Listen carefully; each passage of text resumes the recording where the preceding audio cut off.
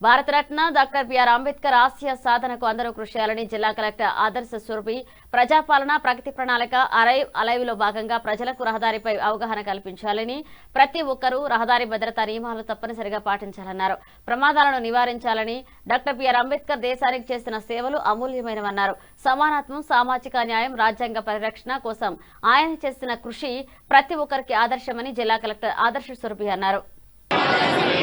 బాధ్యతాయుతంగా వ్యవహరిస్తామని, తక్షణ సహాయం అందిస్తామని మరియు ప్రమాదరహిత రహదారుల కోసం సమిష్టిగా కృషి చేస్తామని ప్రతిజ్ఞ చేస్తున్నాము.